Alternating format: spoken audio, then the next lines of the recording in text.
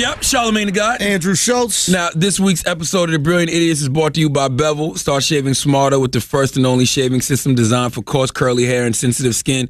We see y'all in our mentions on The Brilliant Idiots Twitter.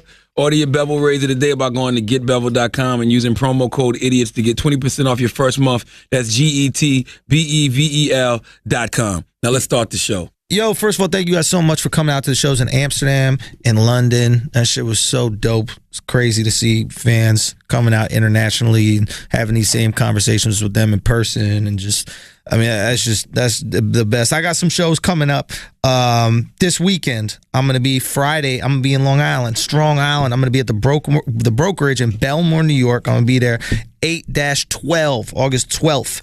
All right. And then Sunday, I'm going to be in Baltimore, B-More, 8-14. That is Sunday the 14th. I'm going to be there. So make sure you guys check that out. And we got some shows coming up for the fall. I'll announce the fall tour in the near future. But right now, I want you guys to check those two dates out. Make sure you come out. Tell your people. Tell your friends. And thank you guys so much for supporting the live shows, especially my stand-up, man. That's what I love to do. Also, August 27th, you know that Brilliant Idiots Columbus, Ohio, we're doing it. Tickets are available at idiotslive.brownpapertickets.com. And then, of course, we're going to be in Anaheim for the Now Hear This Fest. Make sure you cop tickets for that as well. Appreciate you guys so much. Now back to the show. All right, man. Speak on it. What happened? Speak on it. What? Man, come on. What happened? I wake up, I got all these mentions. I don't know if I woke up, but I'm in Europe, and I get all these mentions. Be like, yo, you got to talk about your boy. What's your boy doing? Taking pictures with Drake. Yo, I ain't getting none of that. You know why? Why is that? Because my fucking phone at probably like 5 in the morning, 6 in the morning, because I flew to Chicago right after the Drake show. Yeah. I flew to Chicago. I was at the Honorable Minister Louis Farrakhan's farm. And when you turn your phone off to get on the plane. And then when I landed to turn it back on, I got like 2 text messages. And both of them was like about Drake. One was from Duval, and then one was from some I think Dolly, somebody. But Duval sent me a text like, boy, they make it too easy for you now. And as soon as I read it, my phone went dead. When I turned my phone back on, I couldn't receive no text. I couldn't send out any text. I couldn't dial. I could dial out, but nobody could call me. Yeah. And then my social media, I could look at it. So my mentions was crazy, but I couldn't respond to nothing. Right. And I had to go get a whole new phone and got my whole phone erased. Okay, so the whole next day, which is usually the best part. Right. Well, you get. That's when you really get to see what people are saying. I didn't get to see none of that, and I wasn't on the radio. You couldn't wear your outfit to school, your first day outfit Absolutely. to school. Okay, so take us through. What happens? What happens night of? Does he ask you to come to the show? Yeah, What's the whole situation? Yeah, but people, we got such short-term memories. They forget when he sent me the bottles last year. He sent it with a card that said, "Let's be friends." Yep. But both of us are busy, so we never had a chance to communicate. I had no communication with him. So, last week I noticed that he's doing his 4 sold-out dates at Madison Square Garden. Yeah. So I'm like, wow, this guy's got 4 sold-out dates at Madison Square Garden. Let me return the favor. Yeah. So me and my lovely assistant Paige, we go through the city, pick up some Ace of Spades bottles, and we sent 6 Ace of Spades bottles to Drake, at his hotel. Yeah. So that's when the communication started. And he was like, yo, come to my show Monday. And what was the note that you left? Still friends? Nah. Note. I put a note. I had a note. What did you put in the note? Note said some Maya Angelou quote. The note said. Tell us what the note said for real, motherfucker. The note said, enemy of my enemy is my friend. Really? The note said. Yeah. Enemy of my enemy. No, sorry, Matt. Yeah. Matt Rad's trying to come in. Yeah. That's what it said. Enemy of my enemy is my friend. Okay, so the enemy of your enemy is your friend. Yep. And why did you put that? Who is your enemy that you're referring to? Listen, man. People can connect the dots. You know what I mean? But that's just a good saying that I thought was appropriate for the moment. Oh, I've just connected the dots. Yeah, and then I sent him that, and he was like, "Yo, come to my show on Monday." So I went to the show, but I mean, prior to that, we both have a mutual friend, 2 mutual friends actually, who've been wanting us to sit down and connect. And it's like, why not? Yeah. Plus, I was happy I went to the show. I'm not a Drake fan of his singing by any means. I love when he raps. But hip hop's never seen nothing like Drake, bro. In terms of fanfare, in terms of diversity of fan base. Okay, because it go from the hoodest of dudes in there smoking weed to freaking whitest people white with girls. turbans on and dots on their head to white Italian kids, mad chicks. And I don't like none of the beige ballads. You know what I mean? There's a couple of them I like depending on the setting. Right. But when you see him perform those beige ballads and how those women react, you see why he does it. And he can go in and out of that. So he'll go from playing 4 slow songs where he's singing to something hardcore rapping. Right. It was a dope show. He brought out Dipset, he brought out Fat Joe and Remy Ma. He had a 3-hour show, bro. Okay. A 3-hour show. And Future only does like 20 minutes. So Future's really the opener. Future comes out in the middle. Wait, what? Future comes out in the middle. Drake starts the show off, goes for like 40 minutes, then brings Future out, then comes back for another 40 minutes. Listen, man. So is Future kind of sunned in this tour a little bit? I'm not going to say son, but it's not like Future's not necessary. Because it was marketed as Drake and Future. Yeah, no. Future's not. I mean, I like Future, but he's not necessary for this show. I didn't realize how many hits the kid Drake got, bro. Yeah. No, I didn't realize that. Like it's not until you go to like a Jay-Z concert where you realize, holy shit, I know a lot of this dude's songs. I mean, I know a lot of Jay songs, but think about Jay, like I can go to a B-side show like I did last year for Jay-Z. Those are B-sides records. Of course we know those. This is a 13, Jay's got what, 13, 14 albums. This is a damn near 20-year career. Drake's only been here since what, 2009? I don't know. 2010? Yeah. I was really impressed. Really? Kid got a 2.5 hour, 3-hour show. And it's just like, yo, even if you don't like his slow songs, you got to respect him as an artist. He puts on a great show. I didn't understand, because a lot of people were like, yo, you got to get at your boy. You got to get at your boy for this picture. I didn't understand. Listen, you can't expect Pokemon Go players to understand chess moves. That's just that simple. That's why it's hilarious to me. You can't expect Pokemon Go players to understand chess moves. No, I understand there is something strategic, with what you're doing, but I just don't understand why it is that you can't go to the show. I don't understand why it affects you. As far as I'm understanding, you've criticized his music. Absolutely. Now, if he wants you to come to his show after criticizing his music, that's on him, not you. Now, if you had birthday parties or something to promote and you wanted Drake to help you with something, then I could see people being critical of you, because like, hold on, you're going to shit on this person's music, but all of a sudden you want him to perform at your party so you can sell tickets. Absolutely. So if anything, I would see the critique on Drake's side, which is you just going to let this dude talk shit and then still invite him to your show. But for me, I look at a situation like that and go, that's pretty confident that you could let someone have an opinion about your art and still manage to engage with him peacefully. And they act like it's not mutual. Like, yo, what do you want us to do, beef forever?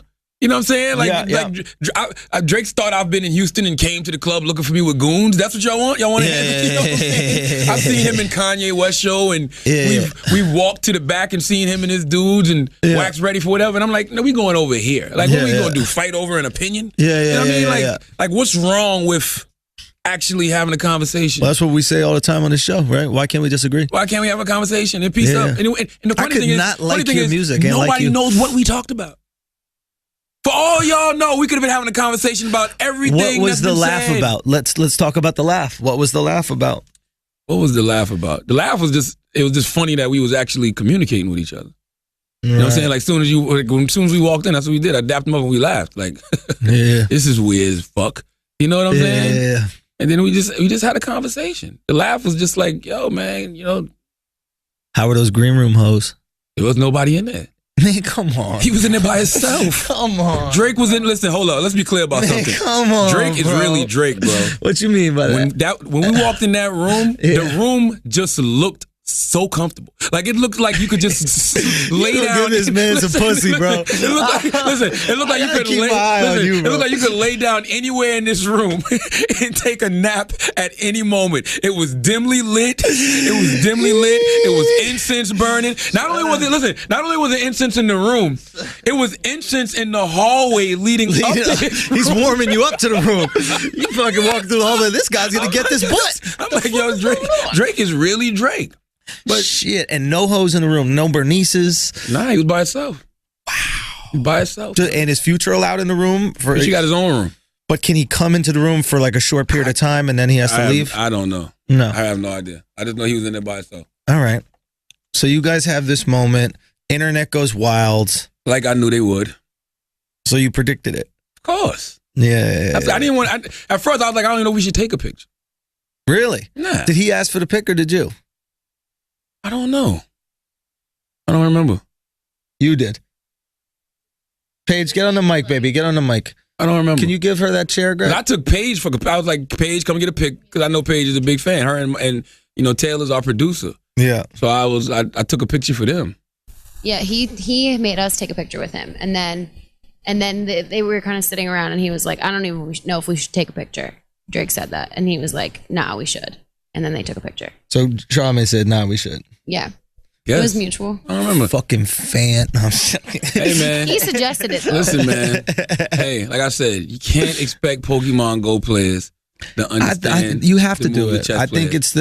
it's the right move. But it was hilarious to me that people don't want. Nobody wants to see nobody happy. Yeah, of course Like not. it's like the funniest comments is like, look at Charlamagne with his mouth all wide open, like he ready to suck some dick. Yeah, of course. Yeah, of course. And if you were upset, you'd be like, look at Charlamagne acting, pretend upset, like he really don't want to suck some dick. Yeah. No matter what it is, you want to suck his dick. I just want to suck some dick. Exactly. Like, look at Charlamagne drinking a bottle of Drake champagne. How the fuck you know I ain't buy the champagne? I didn't know that. I did it, but goddamn, I didn't buy that one that was in there. I didn't buy those big ass Magnum bottles. But shit, I sent them some bottles this weekend. You know what I mean? Like, what the fuck? I reciprocated the favor.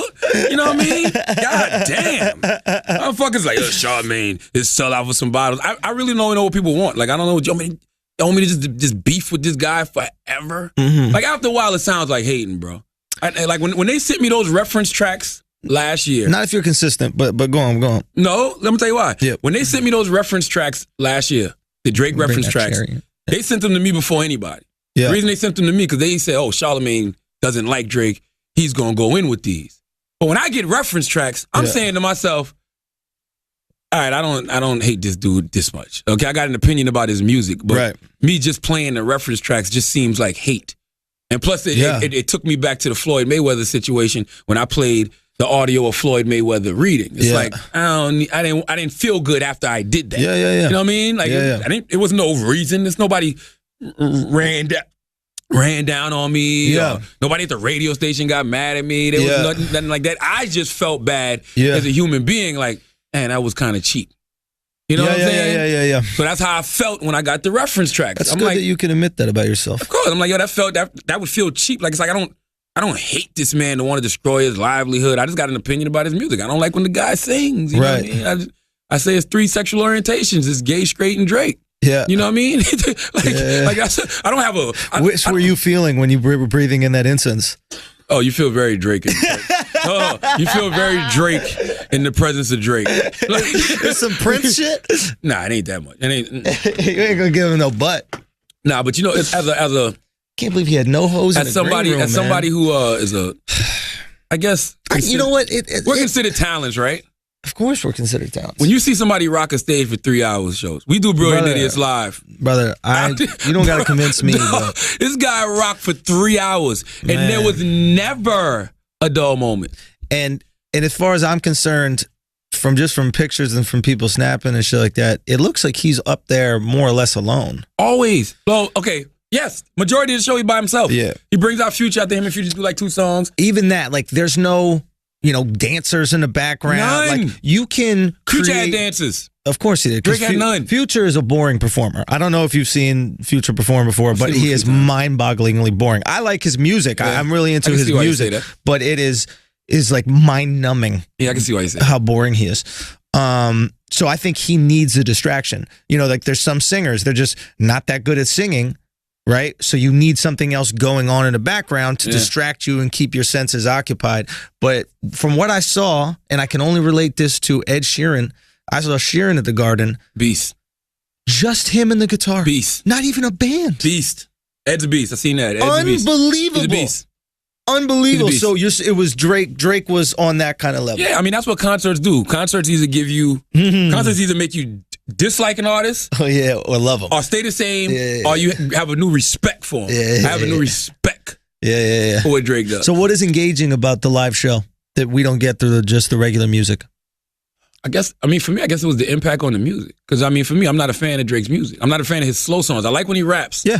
But I'm not a fan of his slow songs. But just, you know, for me, it was the overall impact of the music. Sometimes it's one thing in the club, but in the stadium, when you're people like he's cutting records and people are singing shit word for word. Or when he did Just Hold On, I'm Coming Home. The way he set that shit up was incredible because he was like, yo, I love being here in New York. It makes me feel like home. He was like, yo, you know what? I want to see all y'all faces. I need to come out there and see all y'all faces. So he gets in this little machine and floats around the venue. On some Michael Jackson shit. Yeah, while the song is Just Hold On. He ain't even singing. Shit. The whole fucking crowd is singing this shit. And he's just looking. And every now and then he'll go just do the harmony. And I'm like, wow. And then what else impressed me was the length of the show. Yeah. Because I'm like, all right, it's 11 o'clock. Yeah. So I'm like, Paige, you came in Friday. When's this shit over? She's like, probably around midnight. I'm like, there's no way. She started at 9:20. Yeah. 9:20 nonstop. Standing too. Let's keep it real. Yes. That's a long time to stand for. So and girls are wearing heels to this show because they think they're gonna get fucked. So he brings out around 11:45. He brings out 11:40. He brings out J. Cole. Oh, cool. J. Cole kills it, crushes the Garden. Right. So I'm like, okay, this got to be it. He goes, y'all want it to be over? He goes another 15 minutes. I'm like, what else could he do? Running through the six with my woes, kills, energy, kills. Like he just got records. Like I just don't know how to. You got to go see it. I don't know how to describe it. He got this one part of the show where he does. You know, I should sign the Hit Boy because I got all the hits, boy. Yeah, and it's just all his features and hooks. That shit is 20 minutes. It's just his features and hooks. Oh, in a row after song. that. Yeah, it's just his features and hooks. That's 20 fucking minutes. Like, guys got a great show, man. I mean, it was a great show overall. I mean, that was the last night in the Garden, so you had elements like the Dipset come out and Fat Joe and Remy Ma, T.I. Wait, came out. Dipset came out? Yes. And what did they perform? Yo, you know what's so fucked up, and I didn't realize this till today? What's that? Cameron and Joel Santana came out. Jim Jones was in the crowd watching the show. As a fan? As a fucking fan. No. I did not know. I had no idea. I thought somebody made that up. Why, are Cam and Jones not cool? I mean, they got like issues. Like but I thought they're cool again. I thought they were cool too, but they got issues. But Cam explained it on This Is 50. Right. He was like, yo, Drake hit Joel's hit me. They come perform. Now, granted, the songs they performed, Jim wasn't on. Okay. But come on, bro. Yeah, bring him on stage. God, yeah, God damn. Where Jim and Freaky at for that man? I mean, I fuck with Cam. So that's cool to see that going on.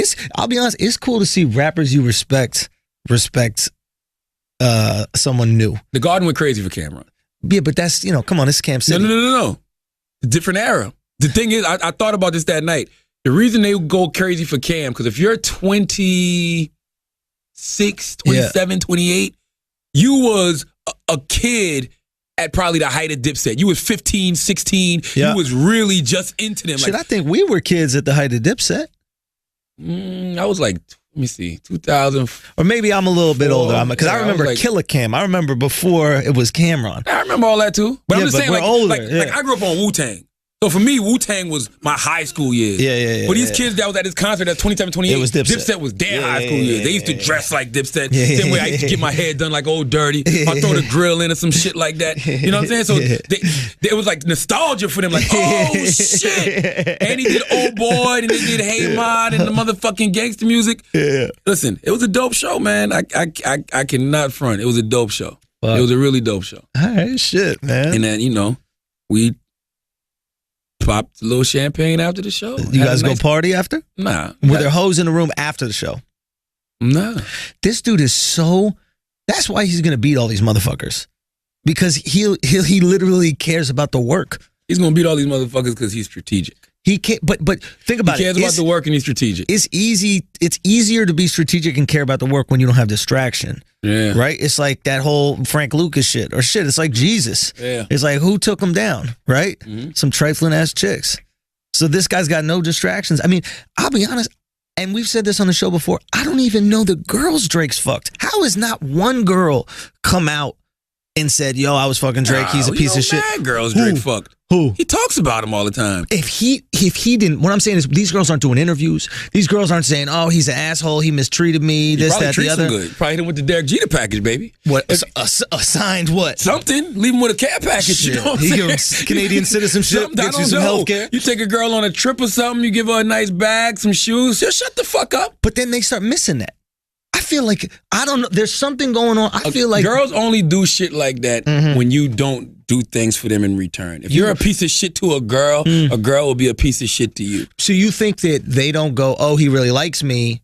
Well, then care package is different because a care package is a kind way of saying we're not fucking again. It's like a kind way of saying you were kind of a prostitute, but I'm not going to give you money because I respect you. Yeah. I'm going to give you something that signifies money so you know this ain't happening again, but I appreciate you. Or you making the girl feel like, yo, the night we had together was so amazing. Here's a signed baseball. I love spending time with you. Here's a nice little parting gift. Not even a parting gift. Just here's something. Here's a token of my appreciation. Here's a token of my appreciation for your pussy. Okay, take this bag. Take these shoes. Let's go on vacation. You can't really shit on a dude if he treats you nice. This is what I be telling motherfuckers like Wax all the time. Mm-hmm. When you out on the road, stop taking this random pussy in the room, fucking them, and then having, you know, one of our white older friends come knock on the door and act like he's your fucking PO and that you're not supposed to have no company in the room.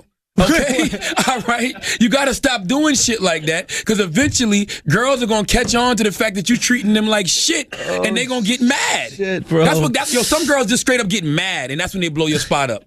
So they're mad at, explain the anger. They're mad that they were treated They got like. smutted out. That they got smutted out. But they're okay if you fuck them and give them presents. Make them feel special, man. See, I think there's something off about that. Make them feel special. I don't know. I think that wouldn't make them feel special. You can't bring a girl to your room, let her suck your dick. Yeah. And then she be like, yo, I'm a little hungry. I get room service? No, bitch. Get the fuck out. No. Yeah. That's that. Okay. There's extremes here. You can't starve a bitch. Right. But it's like, okay. Right. I agree. You can't do shit like that, yo. Okay. But there is a middle ground. All I'm trying to say with Drake is I think that Drake might fuck girls that are below his level because they're appreciative of being with Drake. Ooh. Right? That fan love is different, show shit. It's one thing to get a dick sucked from a girl that like you, but it's one thing to get a dick sucked from a girl that listen to Brilliant Idiots or listen to Breakfast Club or watch you on TV. She just sucking your dick because of who you are. Wow. I don't give a fuck. I don't want you to suck Leonard's dick. Yeah, I want you to suck Charlamagne's dick. Hey, a win is a win. A win is a win, number one. And number two, I don't give a fuck because I'm going home to my wife anyway. If I was still living like that. Who gets better head though, Mr. McKelvey or Charlamagne the God? Charlamagne the God. Listen. Cause you know why though? Because Speak on it. Speak on it. It's funner, and what I mean by funner is we was in Boston years ago. Right? This is literally years ago. We was in Boston, and I'm in my room sleep. Wax comes knock on my door. I look at the people. He's with some girls. I'm like, this motherfucker. So I open the door, right?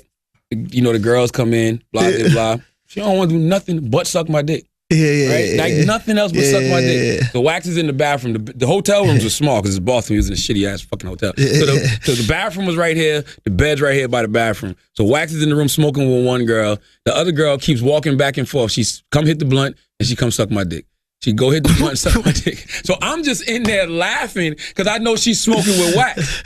So I've heard this. So I just keep bringing her back and forth to make her suck my dick, and then put her back in the room, suck my dick, put her back in the room, make sure I bust off, go hit the blunt. No. So it's just fun. You know what I mean? Like it's a different level. You could get away with more. Get away with no. I mean, listen. You should all let me phrase this the right way. Yeah. You should always fuck your wife or your main chick like she's a fan. All right. Ooh. All right. Okay. So just be inconsiderate. Smother the fuck out. Yeah. Don't just all that. But you don't eat fan pussy? No, absolutely not. But you got to eat wife pussy? Yeah, but that's different. That's the privileges the wife gets. but you still gotta smother out. So you got to eat her pussy like you're a fan. There you go. Absolutely.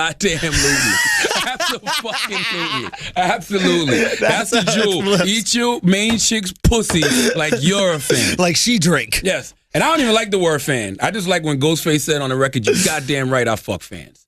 Okay? But why wouldn't you? I can't think of an argument. Why not? Yeah. I mean, this conversation may be over some of our listeners' heads because y'all don't have fans. but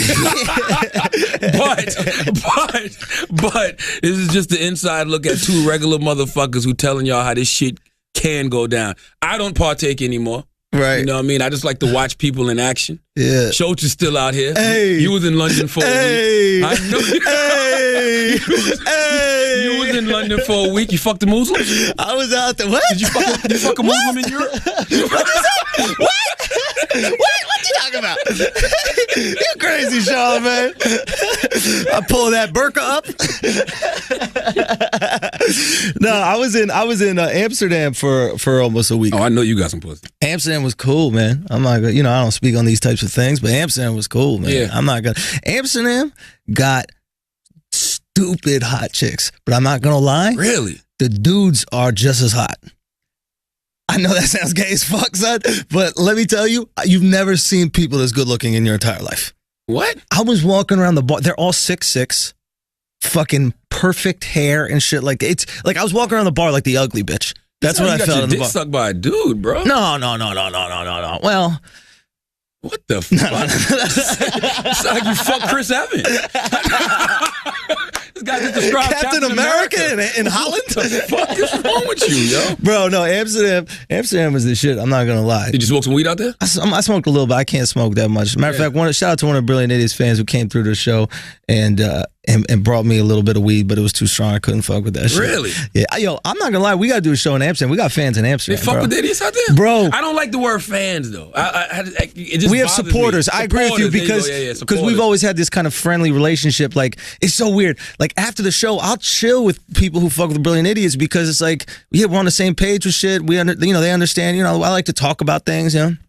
So in London, I went and partied with some dudes afterwards from the show, and the whole time they're like, "I can't believe this is happening," and the whole time I'm like, "Well, I don't know why that word fan has such a negative connotation, but it just I've never felt because you assume it's sycophantic. Yeah, you assume like they're kiss ass or something like that. Yeah, I've never felt comfortable calling someone that, but I will say I'm a fan of someone for whatever reason. It's strange. Yeah, that's you know what I'm saying. Like I don't have no problem saying I'm a fan of somebody, but I just don't like calling people fan for sure of me. I don't feel like I'm worthy. I feel like I ain't shit.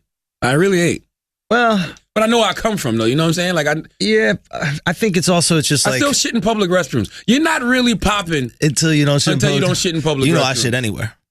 I know you do. I don't give a fuck. I'll never stop that. I still shit in public restrooms. Absolutely, I shit on airplanes. I'm still at the stage in my life where I'll be in a restroom. Mm-hmm. Oh, I shit on a plane for the first time 2 weeks ago. It's incredible. I never shitted on a plane, bro. Incredible. It's leg room. It's the first time I ever did it. I was flying to LA.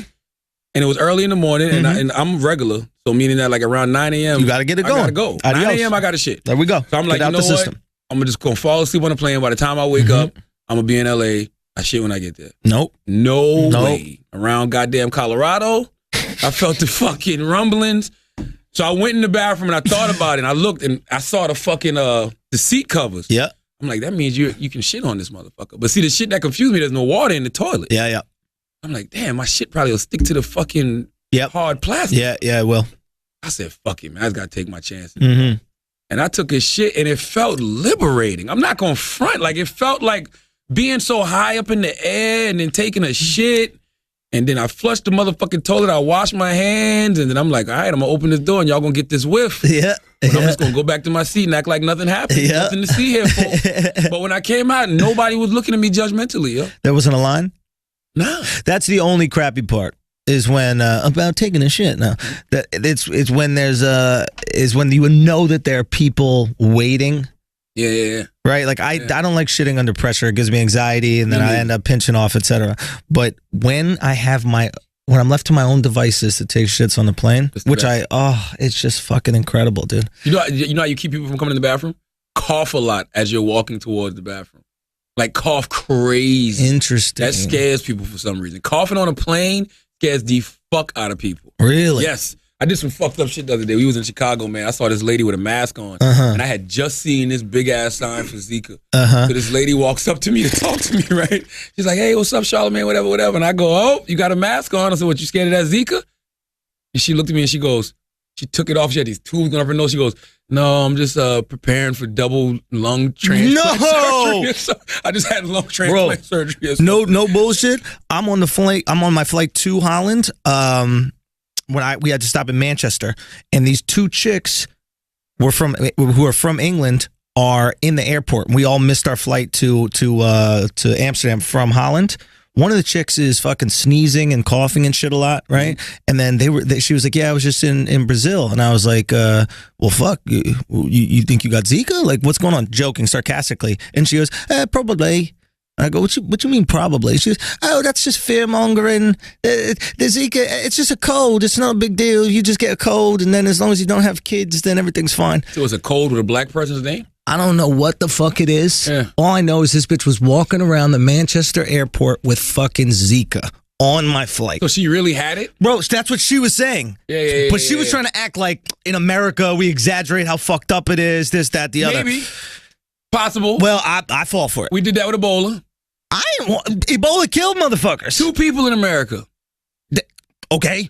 Were you going to take your chances? You going to roll the dice with Ebola? I don't want nothing. I don't even want strep throat. I don't want nothing. I don't like being sick. I drank 2 things of Theraflu the past 3 days. I take Airborne when I get off a plane. I take aspirin before I go on a plane. Like I don't play with that shit. I hate airplanes because they're such enclosed spaces. Yeah. And soon as a motherfucker coughs or they farts, just fester disease. Oh my God. Yeah, you get sick the whole time when you're there.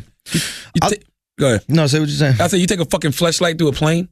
A fleshlight? Like the shit that you fucking... A flashlight. No, what's the shit where you can see the cum stains and shit? No, that's a blue light? A black light. Yeah. A fleshlight is something you fuck, bro. What you been doing? Is that in your Drake Care package? Hey, bro, when you miss me, here's a fleshlight. Just hold on, I'm coming home. When you take a goddamn black light and go through a plane, you know what you're probably fucking seeing? Yes. Probably disgusting. Oh, yeah, for sure. People get sick on that shit all the fucking time. And then we judge the Asians when they got the SARS mask on, but that's what you're supposed to do, probably, on a plane like that. That shit called is fear-mongering, bro. What, the SARS mask? Yeah, man. Okay, because you know what? I think people that wear those SARS masks are selfish. And the reason I think you're selfish is you walking around in the airport with a mask on. What do you know that you're not telling the rest of us? Why don't you tell the rest of us what the fuck you think is going on? So maybe I can go get a fucking mask too. Yeah, no, I'm with you on that.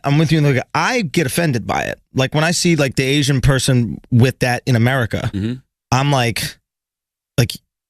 you know, our air is better. Like, don't act like our air is not better. Like your air is fucking horrendous in Beijing. What the fuck is that little mask gonna do? You still touching shit.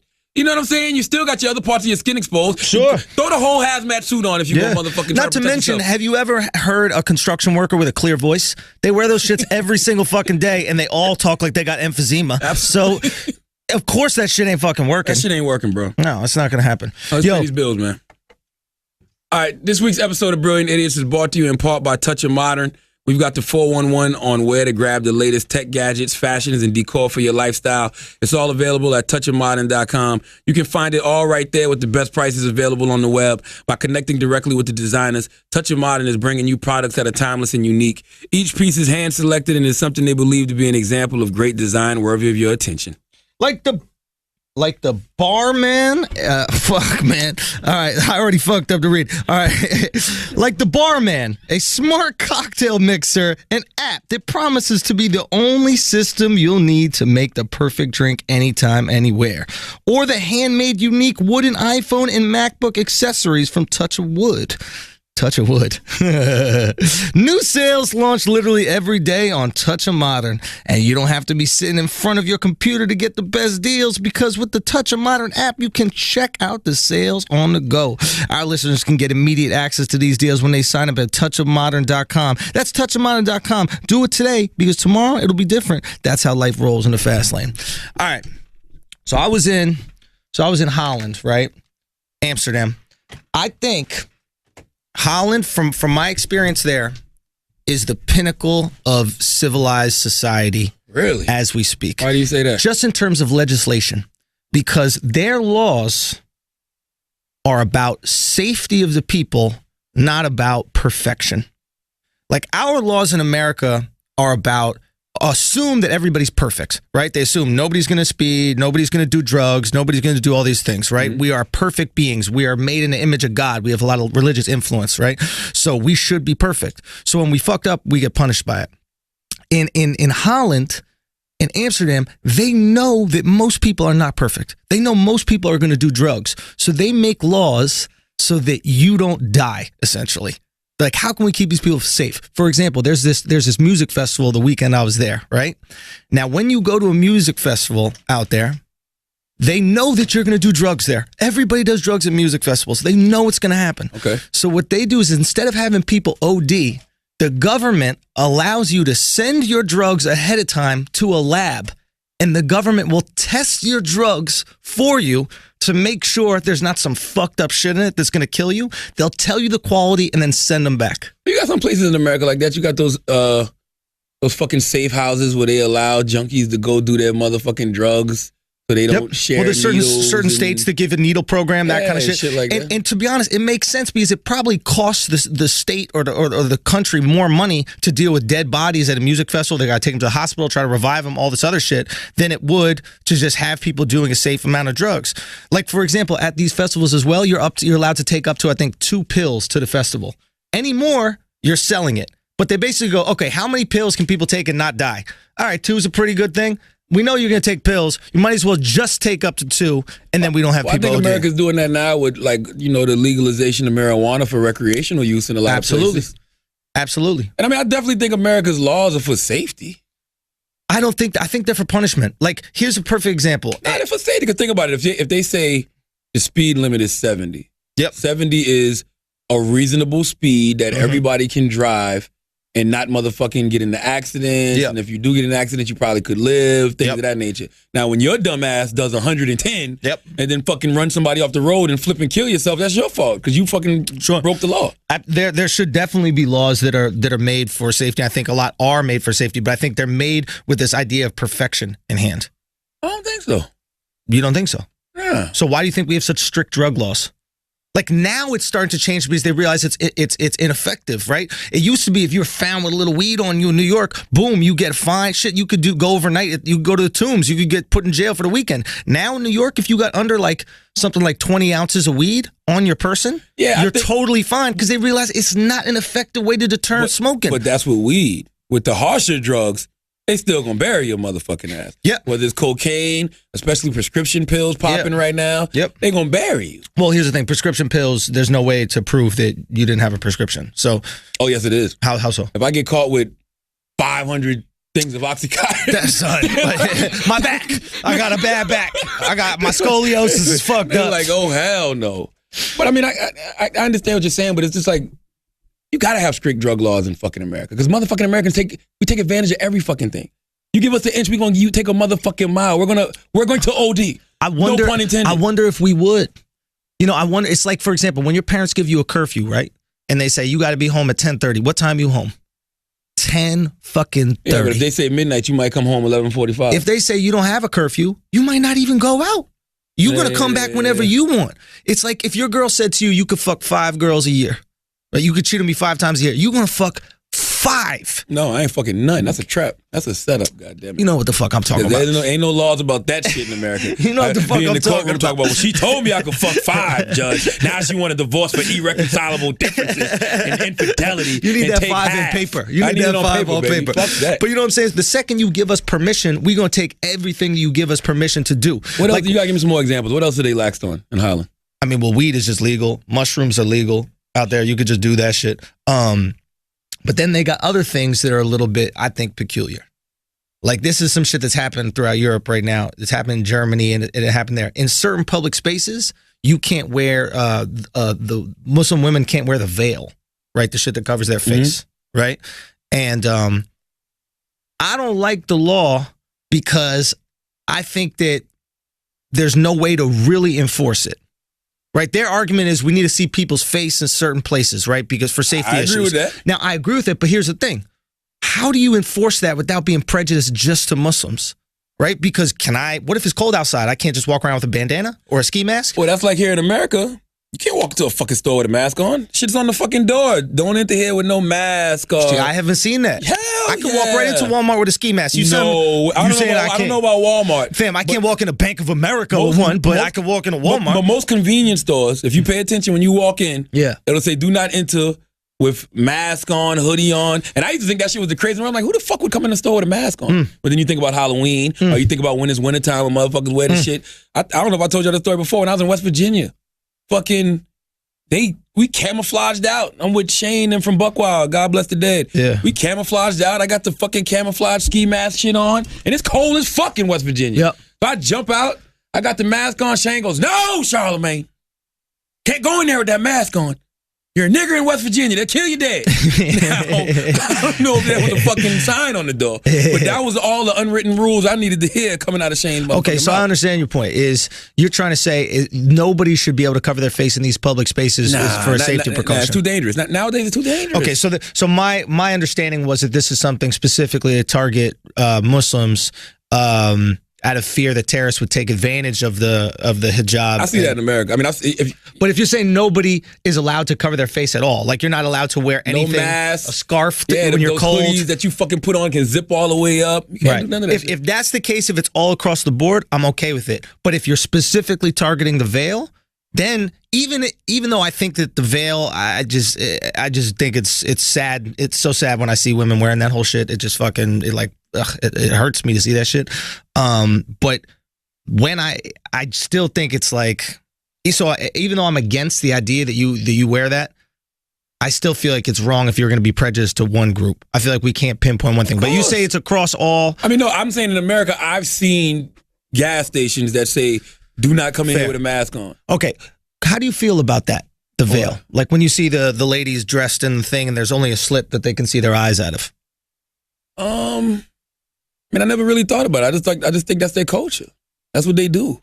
I mean, there's cultures where they fucking throw gay people off a building. So I mean, but yeah, that's their choice to dress. Like I never thought, like I never bothered me. Like I see it and I'm just like, okay, that's just what they do. You don't think it's oppressive?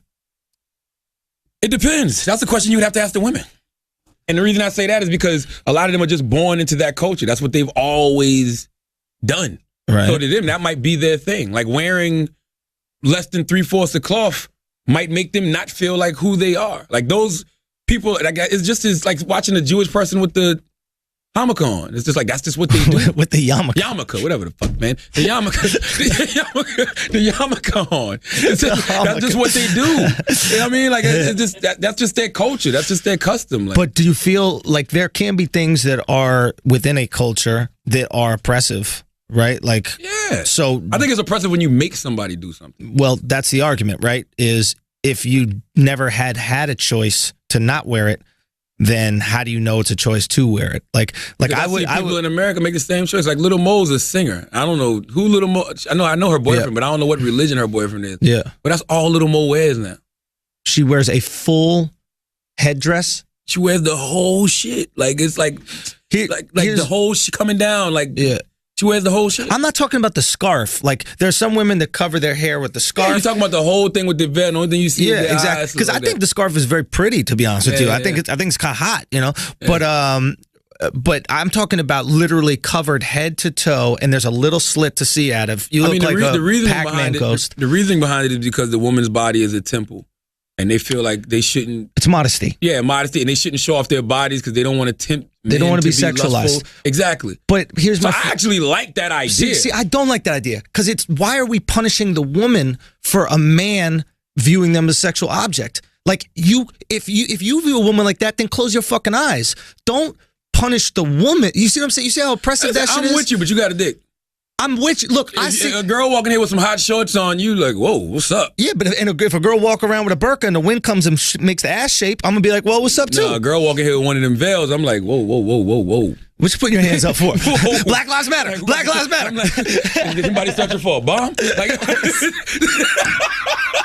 I'm like, fuck that. That shit is scary sometimes, bro. I just don't people make this thing like it's a choice, and it's like, if it is a choice, why is it that nobody who is not religious just dresses like that? Like, I've never seen a girl who came home from work where she was wearing a business suit and she's like, you know what, I want to get comfy, and then put on a head to toe curtain and to cover themselves up with a little slit they can see out of. Isn't it like So how can it be a But choice if don't nobody else wants to do it? Some Jewish women do something like that too? Hasidic Jew, Hasidic and I think this is silly as Like, well. they have Hasidic sex women, with their clothes on or something? No. That's they have sex through a sheet is like a rumor, or maybe something happened thousands of years ago. But Hasidic Jewish women shave their head, and then they wear wigs, which isn't even close to as bad as the men. Hasidic Jewish men, this is absurd. They wear a fur hat. You go to Brooklyn right now, it's fucking August, 95 degrees. I see it, the they big wear a joint. fur hat, Yeah. a fucking full trench coat, a button up to their neck, black pants, and then some referee sneakers. Every day in 95 degrees. And that's their culture. That's their religion. That's what they do. At a certain for point in me, it's time, like, Charlamagne. hey, I'm with you, but I'm not that. Like, I'm not one of them. So I don't know how much it means to them. We know for a fact that there have been cultures that have done fucked up shit. Like in Hindu culture back in the day, when the husband died, they used to burn the wife so that she could be with him in the next life. Right? That's hot. For the wife, it's very hot. No, it's actually burning. That's what it is. I think that's fucked up, but I'm gonna be honest with you, man. If I clock out early, You man, a selfish I'm like, motherfucker. word up, You yo. a selfish motherfucker. God damn. You the worst. Hey, man. That's how, if you want to know how laws like this happen, it's because motherfuckers like I would hope my family would volunteer. You ain't shit. Listen, And if your wife dies, you gonna be like, hey, bitch, I'll meet you no, there. I'm gonna meet you. I'm coming too. I would have hoped. I would have hoped Such my a family liar, would son. volunteer. You wouldn't even move back to South Carolina. Listen, if I knew, Go to if I heaven. knew we all was going to the same place, like, hey man, I'm going too, bro. Let's go. Nah. It sounds great in theory. It sounds great in theory, but shit, we don't even know if we're going to the same place. That kind of is stuff true. like that. But I can understand back in the day why they would think that, because somebody told me now, if you've been married with the same person for a long time, when you die, when you die, yeah, the wife. Damn, what the fuck? Somebody just told me this. When you die, the wife. Fucks your friends. No. When you die, you shouldn't get remarried. Yeah. Because if your mate dies, you shouldn't get remarried, because when you go to heaven, you're going to be reacquainted with your wife. Well, maybe my heaven wants me to have two wives. Hey, maybe. I don't know. But that's what somebody told me. That didn't make much sense to me. But I understood the sentiment they were trying to express it in. You really believe in heaven? No. Not as a literal place. Only because nobody's ever been there to tell me it exists. Like, nobody's ever went to heaven and came back and been like, yo, there's this heaven, there's this hell. Come on. Now, I believe that... I need a Yelp review. Exactly. I believe heaven and hell are states of mind. I believe that they're conditions that we can put ourselves here on So earth. we live in them. Yeah. I believe there's mental hell. I believe there's mental heaven. I believe there's physical hell. I believe there's physical heaven. Like, physical heaven is, getting some head, getting some pussy. Sure, hanging out with friends, enjoying your life. Physical hell is being paralyzed in a wheelchair. Yep. You know what I'm saying? Mental heaven is like, waking up in the morning and thinking positive thoughts. But it's some people that's waking up mad. Yep. Like, every day, waking up. And I don't mean mad like angry. I mean mad like insane, like going crazy. Like, you see these guys walking down the street talking to themselves. You're like, whoa. Yep. That's a psychological hell. Yep. So I believe like heaven and hell are just conditions that we can create for each other and ourselves here on this earth. Yeah. I can't believe in a fictional place that nobody's ever been to. Yeah. Like, to be honest with you, I'm surprised that shit controlled people for so long. Dude. The thought of heaven and hell. It's the same thing as Trump. Trump is selling heaven right now. It's the same bullshit. He's selling. What the fuck Trump is he's selling Trump heaven. Is unbelievable. He's selling fucking heaven to these people. It's the same hustle that they were doing before. It's like, yo, if you believe in my shit back in the day, if you believe in my shit, right, and you don't eat bacon, I'm gonna send you to paradise forever when you die. And they're like, well, how do I know it exists? I got you. I got you. Same shit with Trump. Trump says, yo, listen, if you vote for me, I'm going to bring all the jobs back. I'm going to make sure the economy is amazing. I'm going to make sure America's great again. How you going to do it? I got you. We're going to get rid of everybody you hate. Everybody you don't like. Listen, Trump is so funny, man. Trump said Hillary Clinton wants to abolish Second Amendment rights, which she never said. She actually said the exact opposite. The opposite, yeah. She said, I believe in the Second Amendment rights, but we just need common sense laws to keep guns out of crazy motherfuckers' hands. Like, that's just simple and plain. Yeah. This motherfucker said, maybe you Second Amendment right people can do something about it. Whoa, bro. Whoa. Put that into context to people who maybe don't know what exactly he said. That motherfucker said, use your right to bear arms and kill that bitch. Hillary. And he didn't say kill her, but use your right to bear arms, draw out on her. Same difference. He said kill her. Absolutely. He basically alluded to killing a presidential nominee. I had a conversation with somebody yesterday who's a Trump supporter. He was like, no, that's not what he meant. He meant vote against Hillary. No, if he meant vote against Hillary, he could have just said vote against Hillary. Against fucking Hillary. Or protest Hillary. This motherfucker said, I don't know. Maybe you Second Amendment people can. Bro, people will make excuses for the shit that they believe, bro. Listen, yesterday Donald Trump said Barack Obama was the founder of ISIS. And Hillary is the co-founder. Well, like, okay. What Here's the thing. Fuck? What he's trying to say is Barack Obama's. What I understand, ISIS came up under his regime, and because of policies that they put in place, like by pulling out of Iraq, you cause a power vacuum, and then all of a sudden these Iraqi military who have all these, this training, etc., but they have nowhere to go, end up forming this coalition, etc. Blah blah. That doesn't mean he's the founder because it's not in his interest to grow ISIS. The founder, it's in their interest to grow this community, etc. I don't think. I didn't know if he misspoke. I didn't know if he was trying to say Barack Obama created ISIS based on. No, he knows exactly what he's doing because he got to speak in ways that these idiots understand. Oh my God! Do you know what I'm saying? That's the word. Real quick, I want to point out. I want to go back to this heaven shit real quick. Why is it? You know how people say they died and they saw the light and then they came back to life. Yeah. You know, some people have near death experiences or death experiences. I've heard that a lot. Why is it no one sees hell? We see every one of these motherfuckers. See, I die and see the light. Nobody says I died and felt the fire. No one says I died and I saw the devil, but he was like, I can't take you just yet. Now, I've had homeboys who have said they've seen the devil. My father used to sleep with a gun and a knife by his nightstand. He said the devil would come visit him every fucking night. My homeboy, Jarrell, who's dead now, God bless his dead, he told me a story about one time he saw this black shadowy shit in a tree. He said he had a loaf of bread. He was making a sandwich. He had a loaf of bread on the table. Phone rang. He went to answer the phone. Yeah. He said when he came back, the loaf of bread was gone. And he said outside, because there used to be this big tree outside his house, he said he started hearing stuff hit the ground. Yeah. So he said he started seeing bread fall from the sky. So he said he went outside. Now listen, this is what I said to him. I said, so you saw bread fall from the sky and you decided to go look outside and see where the bread was coming from. Like, right? Man, so listen, is there anything y'all don't see in South Carolina?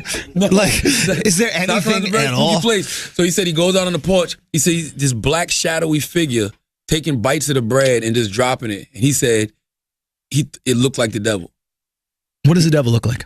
He just said he thought it was the devil. It got horns and a fucking pointy tip. Get out of here. He said he thought it was the devil. But that is a good point, though. Nobody ever said, because that would be the thing that would make you change your life. Son, don't show me heaven, show me hell. Yeah, tell me how bad that shit is. All right, bet. I'm going to heaven. No more pork. Motherfuckers get shot in a drug deal and they come out and turn straight religious. Yup. Praying to God. Well, what happened? You gotta see hell is crazy. It looks like Detroit. Yeah. This shit is wild. Everything's burning. We got like Cleveland when LeBron left. Yo, it is horrible. They were burning everybody's jersey.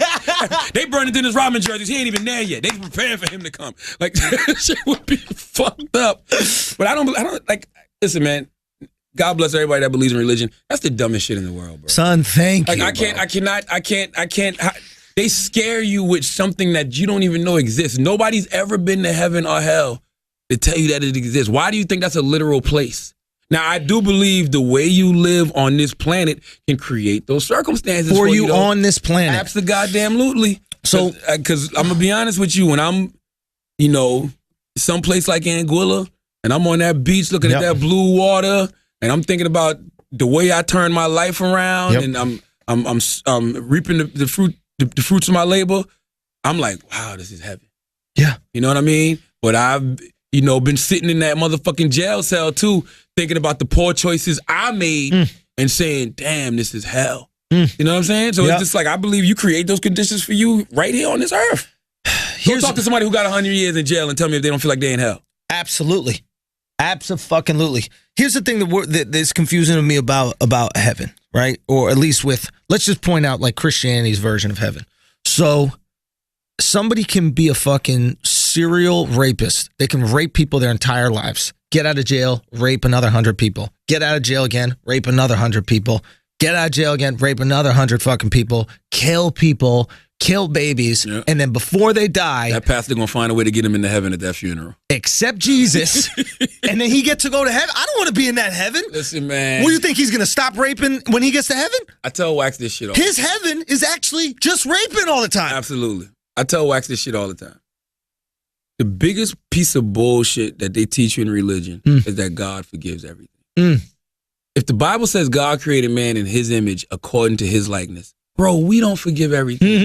If I come to your house and I take a shit on your floor, you might be like, yo, what the fuck, Charlamagne, yo? What the fuck is wrong with you? Like, what you going through? I was sick, I'm drunk, whatever. You'll forgive me that one. Maybe you'll forgive me that one time. If I come back to your house and take a shit on your floor again, this motherfucker's never invited over here. Ever again. Don't let this motherfucker back in my house. You think God really is just going to let you sin, and all you got to do is, oh, thank you, God, forgive me. Sin. Oh, God, please forgive me. Sin. Go get baptized, all that stupid shit. No. Yeah. The greatest apology that you can have is through action. So unless you actually change your motherfucking ways and live the way God wants you to live from the start, you think he's just going to keep forgiving you for your bullshit? Yeah. Nah. I got more respect for God than to keep playing with him like that. You know what I'm saying? Yeah. And I think that whole forgiveness thing causes people just to continuously sin because we act like we fucking playing a video game where we got unlimited lives. Sin. Yeah. This ain't Contra, motherfucker. Ain't no Contra code. Yeah. Like, get this shit right the first fucking time. No, you're fucking absolutely right. It allows you to have no accountability for your actions. None. Religion allows you to truly have no accountability for your actions because you play with God. You literally play with God. And I'll be honest, there's always been this argument where people go, but religion does do a lot of good. It does bad, but it does a lot of good. I don't think it does any more good than not religion. Like, if you look at the countries, like, oh, it helps a lot of people. The countries that are the most generous to the poor, that take care of people the most, the countries that really look out for everybody in society and try to bring up the people at the bottom and give them an opportunity, are atheist countries. Listen, the Scandinavian countries, Norway, Sweden, Denmark, the Netherlands, Iceland, all these places do not have a religious impact in their societies, and their economy is fucking great. They treat people great. The expectation of life and the expectation of a living quality is so high. You go to devoutly religious countries that are dictated by religion, and life is horrendous. Listen, religion is just packaging, bro. And what I mean by saying religion is just packaging, we're all human beings. We know how to treat people. Everything that we need in life, we learned in kindergarten. Do unto others as you would have them do unto you. You know what I'm saying? I didn't learn how to eat pussy in kindergarten. Well, you know what I mean. Treat people with respect. Be kind. Be nice. Like, how hard is it to be a good fucking person? You know what I'm saying? So religion just packages all that for you and tells you everything that you should already know. Thou shalt not steal. Thou shalt not kill. When I was in L.A., we had a good discussion about this at the table. It was me, Van, and Jazz, and my wife. It was a bunch of us. And they was like, killing is natural. I'm like, no, it's not. I'm like, who are y'all? I don't feel like killing is natural. I've never felt like I just wanted to kill somebody. Bro.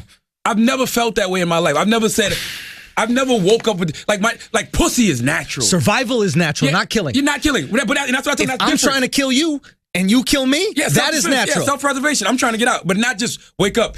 You know what? I'm gonna drink me some water, and I feel like I need. I'm gonna kill a motherfucker. Yeah, I've never felt that way. That's why if you look at like if they say stabbing somebody to death is way harder because you actually have to do the killing. That's what made the OJ shit so fucking brutal. If you go look, and what was the dude's name that got killed? Ron Stevens or whatever. They said he had little. What is his name?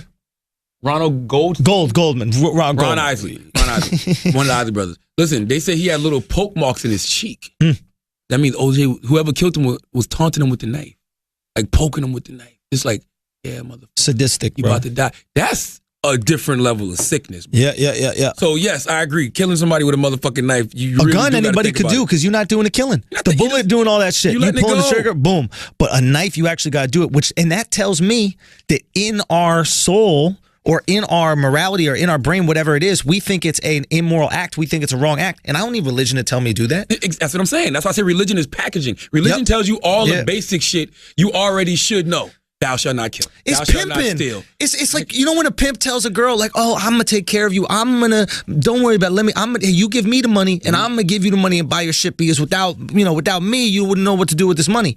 I'm pretty sure a whore can figure out how to pay her rent by herself. Absolutely. I'm pretty sure a whore can figure out how to get her nails done by herself. Absolutely. But you're pimping me. You're coming to me and saying the only way I'll know how to not kill people is if you tell me to not kill people? It makes me think about how fucked up the world must have been Bro, in order for them to bring religion into the picture. great Like, motherfuckers must have been really savage.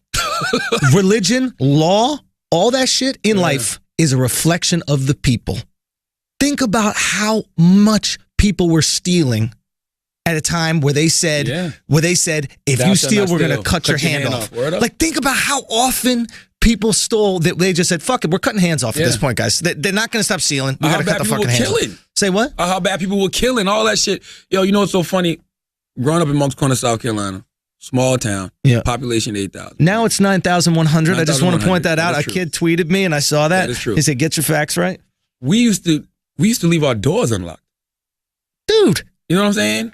Yeah. Like, literally, Yeah. everybody. Not just of course. family. Everybody in the span of the radio. Yeah. I didn't even think about going in somebody's house I had no business in. Yeah. You know what I'm saying? Like, I didn't think about that kind of stuff. But you know, when we started fucking putting the locks on What happened? and getting the alarms, when motherfuckers started being a rash of stealings, as time went on. Like, I'm talking about like late 90s, early 2000s, motherfuckers started breaking into people's houses and shit. That's when people started locking their fucking door. That's when people started, when, like, literally about 4 years ago, I went to my mom's house. She had an alarm system. I'm like, what's up? Like, that was my first. I'm like, what's up? Why did you get an alarm system? Like, what made you feel like you need to get an alarm system now? What's going on? Yeah. And she's like, oh, it's nothing. Ma, what's going on? Well, you know, people have been stealing around the neighborhood. I just want to have one. All right, let me know something. But that's not how it used to be. Why do you think that there was that change? People started fucking stealing. No. Why do you think that people went to stealing? Why was that an option and it wasn't before? What happened in the community? I really don't know, man. I just think that crime became crime has always existed, but I really feel like, especially in our communities, crime became something so celebrated that you had to be bad.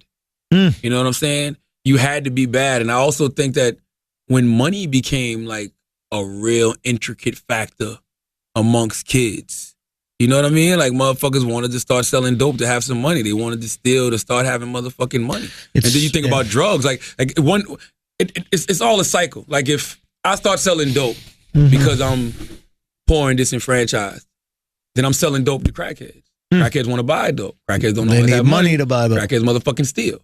So it's just all a fucking cycle. How much of it is what we've said on this show before, which is you don't know you're poor until you see people that aren't.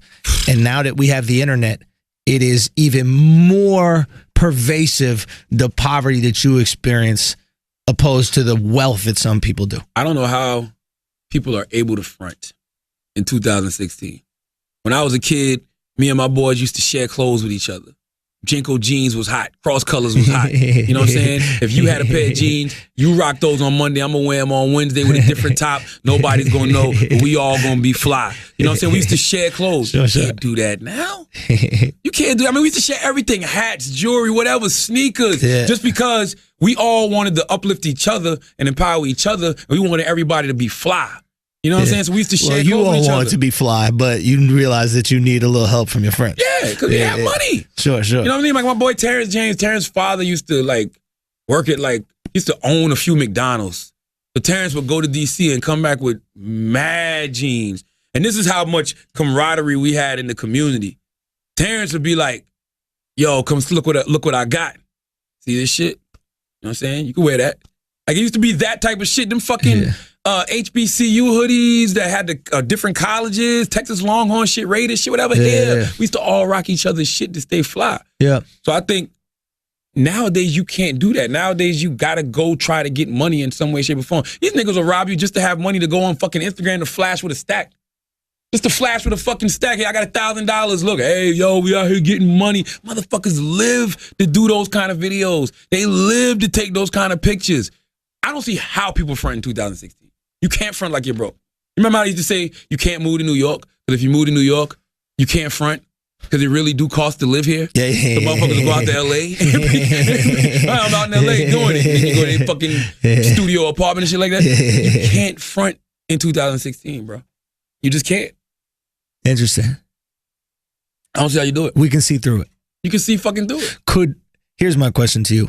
Because you could act like religion is fronting, right? It's just a guy going, hey, no, God was talking to me. Trust me. He told me all this shit, whatever.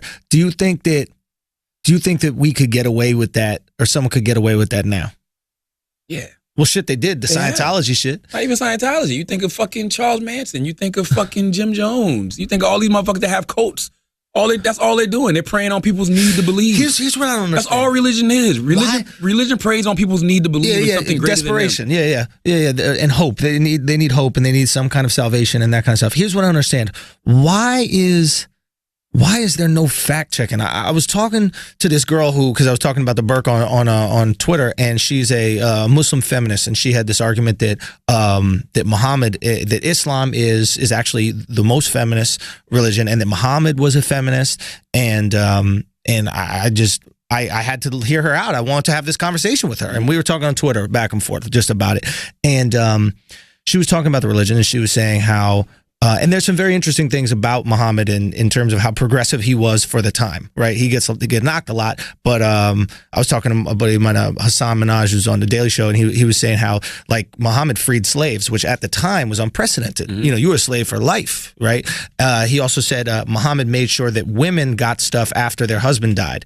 You know, it used to be after you died, for example, your wife wouldn't get anything. It would be passed down to the kid. But he was like, no, women can get property and these types of things. So we judge people in context of their time, right?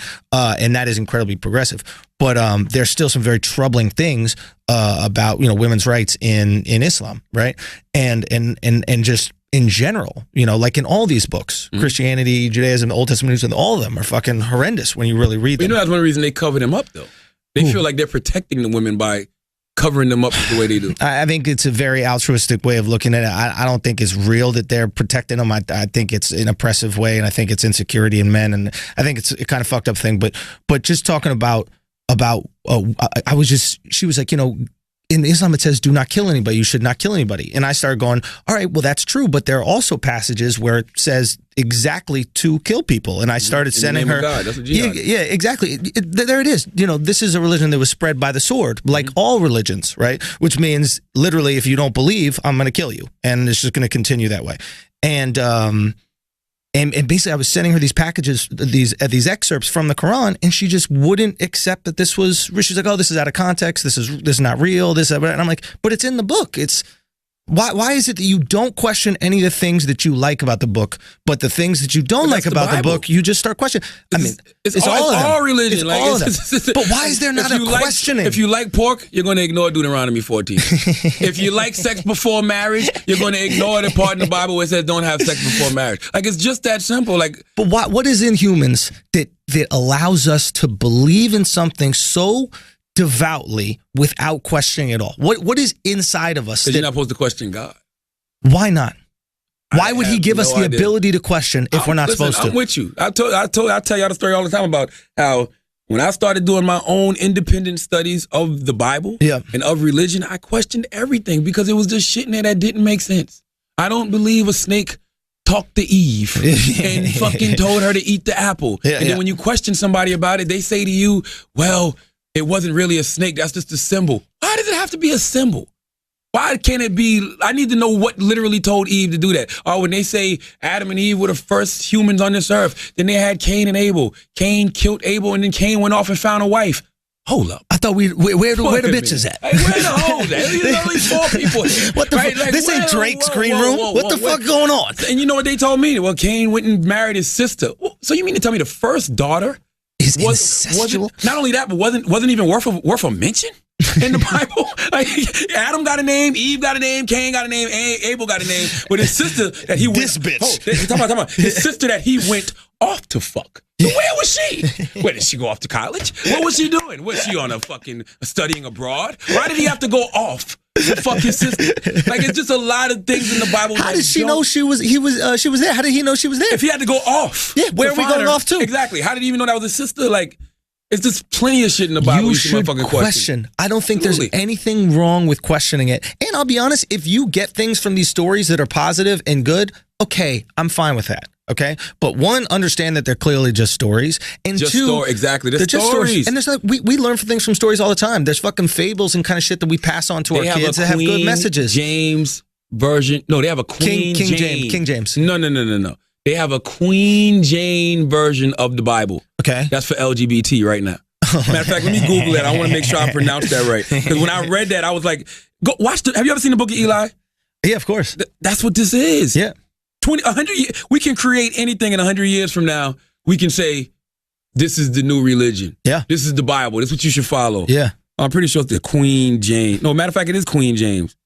Queen James Bible. The Queen James Bible. Bible is based on the King James Bible, edited to prevent homophobic misinterpretation. It's known as the Gay Bible. I'll be honest, I like that. I think that you could just snip a few things out of all these books, Old Testament, New Testament, the Quran, and then you could create Don't very do it in the name of informative. God. Look, but That's my only thing. here's the thing, and I was talking to somebody about this, a friend of mine, and he was like, it's easy to say, hey, don't believe in religion, right? For us to say to somebody, because we already don't believe in religion. But people refuse to let it go because they don't want to deal with that void. What do they feel that void? If my whole life and purpose of this life is to serving this person, and then you take that away from it, that's worse than any breakup ever. So what do we give people after we say you can no longer have that? If you have a meal on your plate and I say, hey, that's bad for you to eat, I got to give you something else to eat or you're going to starve. Yeah. So what do we give people? I really want to know. Like, I'm sitting here thinking, how do... You don't have to give people anything. Like, Bro, they listen, man, need something else, Charlamagne. People only need to believe in something greater than them when they don't truly believe in themselves. Now, just natural living, waking up every day, breathing, looking around at the earth, looking how beautiful it is, it has to be something bigger than us. Like, it just has to be. Define bigger than us. I don't know if you want to call it God, the Creator, Allah, Jehovah, whatever you want to call it. It has to be. Why? Why does there have to? I think that's just a cop-out it has to be. because that's what we do when we can't explain something with science. We just go, well, there's God. I don't think that. I don't think there's the way the earth is, shows is just too complex for it just to be science, bro. No, it's too complex Like, for our brains to, like, when our brains don't have an explanation for something, we're not smart enough just yet, right? We just go, oh, that must be God. Like back in the day, oh, the seas are really rough. Well, that's Poseidon. Now we know why the seas are rough, right? Because there's storm patterns, there's channels, there's all these different things that affect the water. So now we don't need Poseidon. They ain't figured out the earth yet. And my thing is, But if they figured out Poseidon, don't you think eventually we're going to start to figure out the Earth, and then this galaxy, and then more I galaxies? don't think they know I don't even really think they know what's out there. It's changed. When we was growing up, it was 9 planets. Now they telling you that Pluto's not really a planet. Yeah. Now it's super Earths out there. I don't think they know what's really going on. We got transplanets. We got transplanets. I don't think they know what's really out there. Pluto out there reading the Queen Jane Bible. That's it. Listen, I think the biggest thing that anybody could do is just say, yo, we trying to figure it out. But what do you give people that have that need? Like your idea is believing in self. Knowledge of self, baby. Right? Knowledge of self, Knowledge which of is self. fine. Okay. So what is it that you tell somebody? Let's say you're telling somebody and you actually get through to them and you're like, hey, listen, a lot of this stuff, we can show is contradictory and maybe a little bit manipulative, but I understand that by not having this as a guiding force in your life, you will feel like there's something missing and that fear might stop you, right? What do you tell that person if he's like, honestly, Charlamagne, I'm a little scared to not have this direction in my life. What do I do? Yeah, I couldn't. I mean, for me personally, I couldn't tell them not to believe in God, because I believe in God. I wouldn't even. I couldn't. I'm talking about religion, not necessarily God. No, I don't fuck with religion. So what do you tell somebody who's like, listen, I want to trust you, and I see that there are some contradictions in this religion, but I'm honestly fearful. It's like a woman in an abusive relationship, and she's like, I want to get out of this relationship, but then what do I do? Where do I go? I would tell them master self. And what I mean by this, it's so funny you talking about this, because I was just having this conversation yesterday. I hate when people are going through a lot of issues and they got a lot of problems and they go, well, I'm just going to give it to God. God don't want your fucking problem. Like, why would you want to give God your problems? That's not what God gave us brains for. God gave us brains to figure it out and get out of these problems on our own. Now, if you want to pray to a God to help you get through, for guidance to help you get through and direction, cool. Yeah. But don't just say, I'm just going to give my problems to God. No, those are yours. Deal with that. You deal with that. Yeah. You know what I'm saying? So for me, I feel like everybody should just be a master of self. That's why I study like Toltec wisdom, like Don Miguel Ruiz, when he has like the 4 agreements and the 5th agreements. And the 4 agreements are just things that you can do. Like when it says, don't take things personal. You know what I'm saying? Yeah. Like things like that. Like those are things that I can embrace. You know what I mean? Like when it says, don't gossip. You know what I mean? Like stuff like that we're constantly always working on. But those are things that we can do now. Not praying, waiting for something to happen, waiting for somebody to come save us. These are things that you can do now to save yourself. That's why I be telling you, you can't save these hoes, man. That ain't Jesus' job. That's your job. It's your job to save your motherfucking self. That's why all of this information is here. You can read the 4 agreements, the 5th agreements, the voice of knowledge, mastery of self. You can read these 48 laws of power. You can read things that give you human examples. That's why I love the 48 laws of power so much. Yeah. The 48 laws of power gives you these 48 laws, but they give you human examples of how these laws were executed and how these human beings did great things. Yes.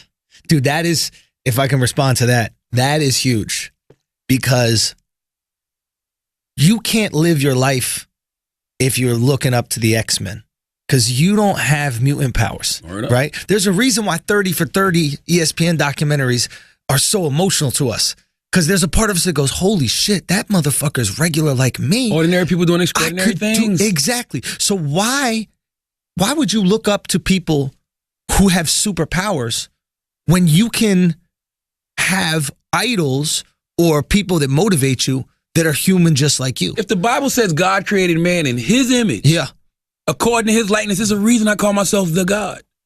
Not saying I'm the God. I'm in his image.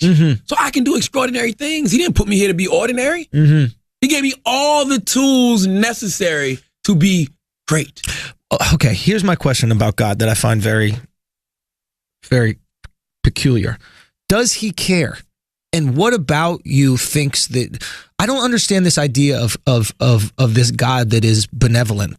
I think people give God too much credit for everything. And what I mean by that is, if you believe in good, then you have to believe in evil. And I think the one thing that human beings have is free choice, and we have our own will. So you can either submit to the God in you, or you can submit to the devil in you. Like people will say things like, well, why did God allow all those kids in Sandy Hook to get killed? God didn't allow that.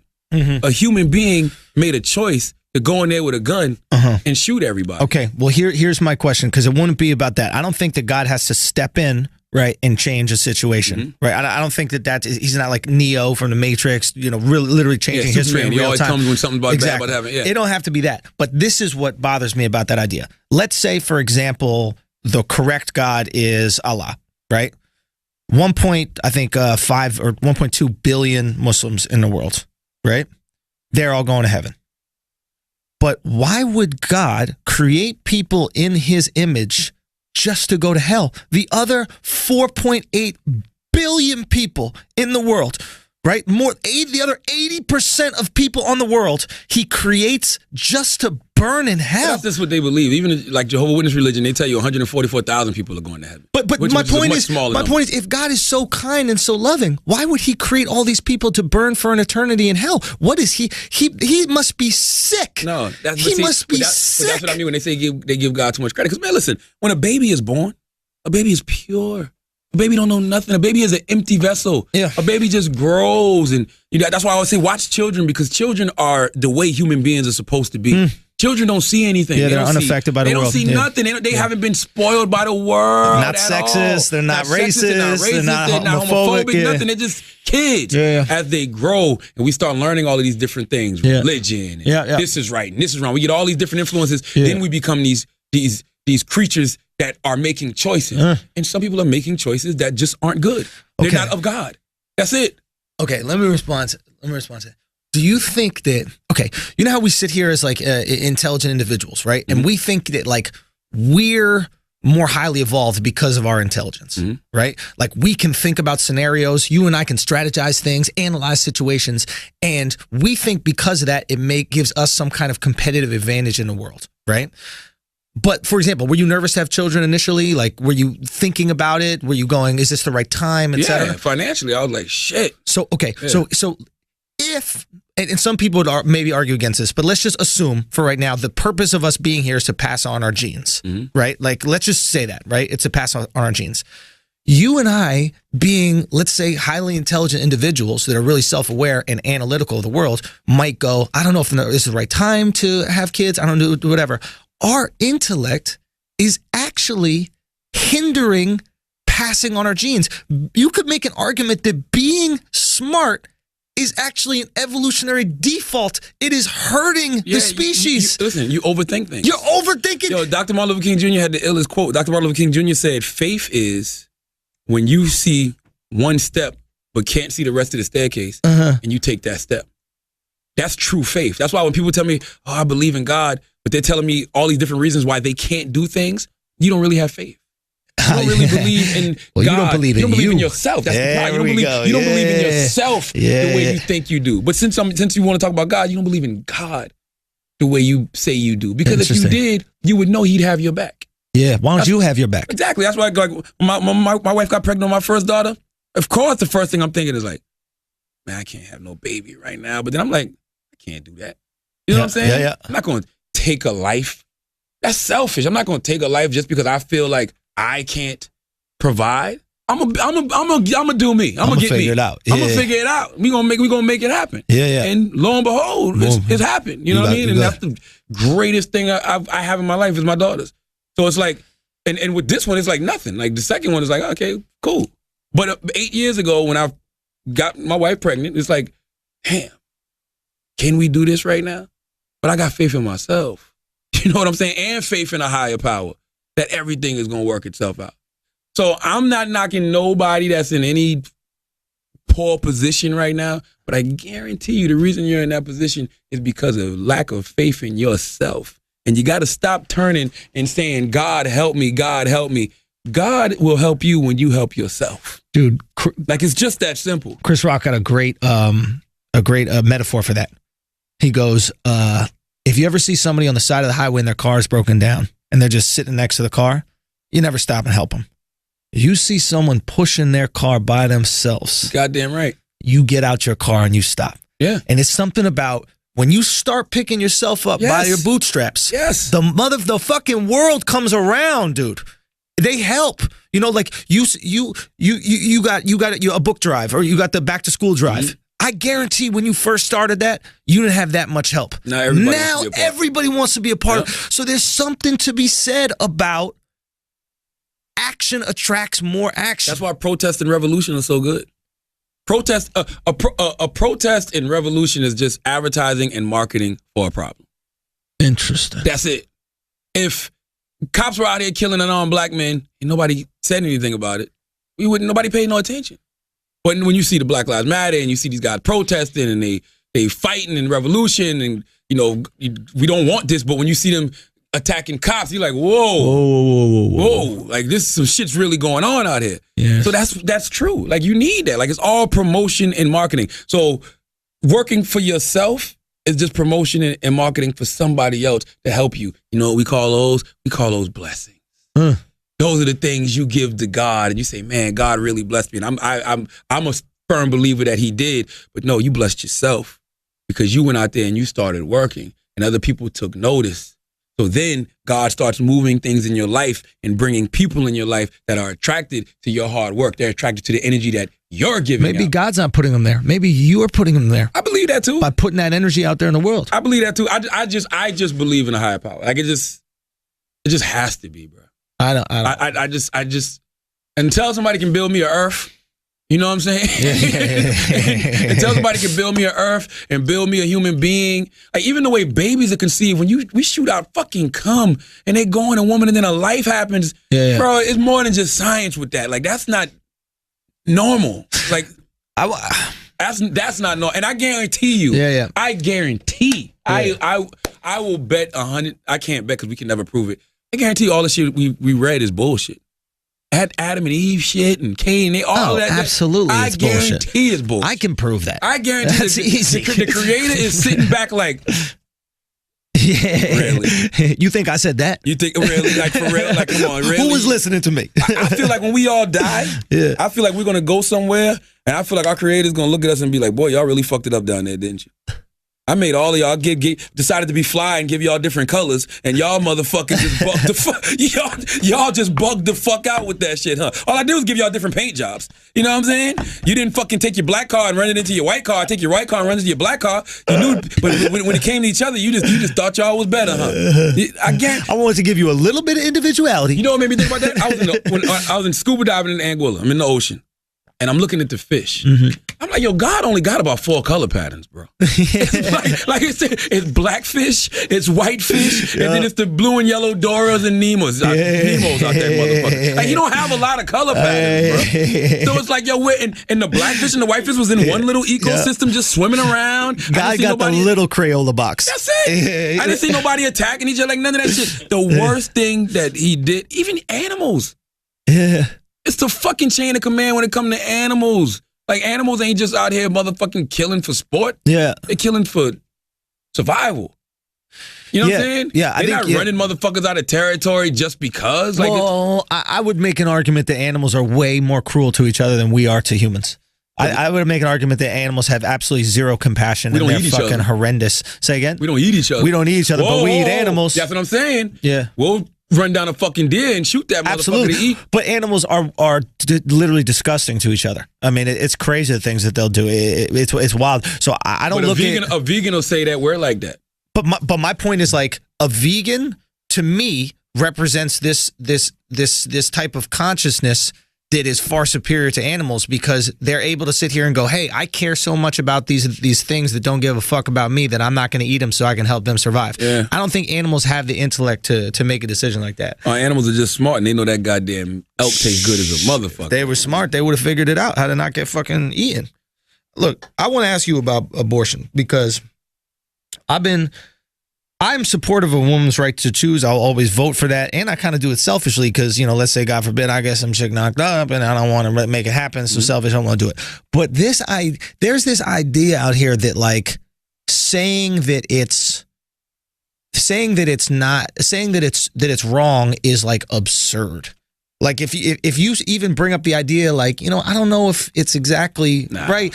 And then people go, are you kidding me? How could you even think that it is a woman's right to do? It's her body. Yes, I agree that. But the only argument that I've heard so far, and I'd really like people to tweet me about this and have a discussion about this, a calm discussion is this idea that, look, they say this, listen, within the first few months or whatever, the baby is the size of a fucking penny, right? After 6 months, you can't get an abortion because the baby is got toes and shit. But for me, height. No, not even 6 months. 3 months. 3 months, whatever it is. But for me, 6 months, height. You're killing a fucking child. But here's the thing: height should not be the determining factor. Like, that argument right there is it's okay to kill things that are under 3 inches, but once they're over, you can't kill it. I don't think that's a real argument. It's just it's life. Do you understand what I'm saying? But it's life the second that the egg and the sperm meet. I think fingers make it life. What about people born with no hands? People have disabilities where they're born with no fucking hands and feet. I think it's circumstances. I think I'm pro-choice, but I think it's circumstances. You know what I mean? Like, I don't think that just getting an abortion because you're not ready to have a baby is a good reason. Yeah, because if you're not ready to have a baby, keep your motherfucking legs closed. Yeah, but what if you knock up some side piece? Well, we got to talk. I said I'm pro-choice. All right? Okay, we got to talk. Like, hey, but that's still selfish, but we got to talk. I can admit my selfishness, but I know that I am ending something. I'm not going to act like I'm not. People go, oh, it's not killing. It's not taking life. It's not killing something. It don't feel bad, though. But I'm not saying it feels. I've had two. I know, and I want to ask you about it. I'm not saying it feels bad. I think it's totally fine, and I support it. But I don't believe that you're not ending something because clearly there's something there to end. And why is it that it only becomes something 5 months in? Nah, it's something from the beginning. It is. It's just because if you look at your kids now, you're like, damn, And that's what you got to look at. You don't look at the little fucking lima bean. You think The tadpole. You think about this little kid who's never going to enjoy life. This kid who's never going to get to go to first grade, second grade. This kid who's never going to get to go to Disney World. This kid who's never going to motherfucking get some pussy or get some dick or whatever. You got to think about the joys of life that you're taking away from this child. You know what I mean? But I've had two. It doesn't bother me. It's just, I go on Facebook and I see the girl that had it from me and I'm like, thank God that she had two? No, I had two different girls. Okay, but the one that Wax always pulls up on Facebook and clowns about, there's no way that could have been my baby mama right now. I bet she looking at you like, that couldn't have been my baby. I should have kept that My shit. Twitter would be lit so goddamn much with that slander. That slander would be too much for me to bear. This is Charlamagne's baby mama. No. I couldn't do it. I saw what kids did to her body. She has a couple now. Like, no. Like, and she went crazy. She went mad. Like, so I'm glad like she had an abortion when she did. And she had it because she was dumb young. We was dumb young. Look, I support it. I just feel like, and Carlos Miller, shout out to Carlos, he had a really funny idea about it because I was asking him about it. And he goes, you know what? You know, they say that abortion is wrong, but do you think it's right to raise a child with two parents that hate each other? And I was like, that took me for something too. I was like, wow, like in a way, you're kind of being still selfish though. In a way, it's not. It's compassionate because you're like, fuck, this environment is super toxic. Grow up with a single mom. Grow up with a single dad. I think that both of those situations are better than two parents that hate each other. That's what I'm saying. So like, if I get you pregnant, here's the child support. Bring my kid on the weekends. Oh, and then just be grown-ups about it. Man. Look, I'm supportive. Some great parents, some great kids came from households like that. Incredible. Shaq didn't know his real daddy. Remember that biological song he did? I always had a father when my biological didn't bother. Yo, is that what Shaq's eye is looking for? Like, it's constantly looking for his real dad. Hey, is that you, dad? No? Okay. I don't know. I'm going to keep looking. I'm going to keep looking. Daddy raised a great guy. I don't have a problem with abortion. Like, it's none of our business. I don't have one either. I just don't understand why people... I don't understand this idea. Put it this way. I don't mind terminating things if it makes life better. I actually... we do that all the time. We do that in raped. Absolutely. And gets pregnant. Why the fuck would she want to have a baby? Absolutely. Shit. Yeah. You don't want that? Like, having babies is supposed to be a loving thing. You know what I'm saying? You're supposed to be with somebody you love or procreate. You just feel like having a baby. You don't. Maybe that's the argument. Maybe the argument is just, why would you want to bring someone into this world when you don't want to bring them into this world? That's not fair. Now, and I'm okay with that. That's all you need from me. It's just... they came in, listen, if you sneak into a club, they're going to throw you at that motherfucking club, right? You ain't shit. If somebody motherfucking... But you ain't sneak into the pussy, Charlamagne. You bought bottles. No, somebody drugs you. Somebody drugs you. Oh, you're talking about rape. You pass out. I sneak some of that pussy. And then a couple weeks later, I'm pregnant. That baby got to get the fuck out the club. You know what I'm saying? I'm with you. I'm with you. And that's not a bad thing. Not at all. And you can't be mad at that girl. No, you should have the baby. Why? Yeah. I got raped. I had this baby under false pretenses. I really think that the argument could just be, do you want to bring this person into the world? And if you don't want to bring the person in the world, why would you do that? I agree with that. I think you have the choice. I believe pro-choice. But like I said, just fucking and, getting pregnant and like I don't feel like having a baby, that's not a good enough reason for me. It's got to be a little bit deep. That's not a good enough reason. Why not? It's just not. Why not? What if you don't feel like you're ready for it? You don't feel like you're emotionally stable enough for it? There's so many things that you could actually be more dangerous for the child if you bring into this world. I don't think you need more of an excuse than I'm not ready to bring into the world. But let's not act like we're not terminating something. Listen, I know girls who I know a girl from Moncks Corner who actually had 2 kids and killed them. Like 3 or 4 months after they was born. No. Right? And she's out now. I forgot how much time she did, but she's out now. But it's like my whole thing was like, just give them up for adoption. Like if you have them and you get to that point where you feel like you don't want them no more, you can't abort them then. She did the late term abortion. You did the late term abortion. You waited 13 months. Like you can't wait 13 months to have a fucking abortion. You saying I can't do an 8th trimester abortion? Man, is that what you're trying to tell me? Like, so for people like that, either have the abortion full on early, or when you do get to that point, give them up for adoption. But people like that should have abortions. Absolutely. Is what I'm saying. Because she ended up killing the fucking kids. She should have had an abortion. She wasn't ready to bring kids into this world. And those kids deserved better. Let's pay some bills up in this month. Yeah, we gotta get out of here anyway. Thanks again to Bevel for supporting this week's episode of Brilliant Idiots. Bevel is the first and only shaving system created for people with coarse, curly, and sensitive skin. I know everybody heard Nas shout out Bevel in the Major album. Key song. Yep, Nas album done. Dope record. Damn. Huge shout out for Bevel. Congrats to Tristan. Bevel's dermatologist approved improvement to reduce and prevent razor bumps, discoloration, and irritation. That's a reason 9 out of 10 customers come back month after month to Bevel. And first of all, let's be clear. Ain't no salute to Tristan. Salute to Nas for finally promoting his product in a song. Okay? Let's not act like Nas is not a freaking owner Nas, of we get Bevel it. as well. You know the history of Africa. Yeah. Sell some products. About okay? time, all right? Shit.